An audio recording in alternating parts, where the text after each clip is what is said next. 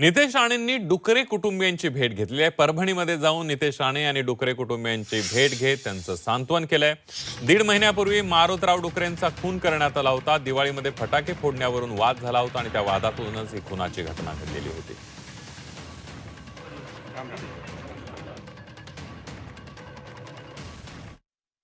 अधिवेशन नागपूरला चालत असताना पण सरकारचा एक कॅबिनेट मंत्री तुम्हाला भेटायला आलाय ना, तुम्ही ह्याच्यातूनच समजून जावा की सरकार म्हणून केवढे ताकदीने हिंदू समाज म्हणून आम्ही तुमच्या मागे उभे आहोत।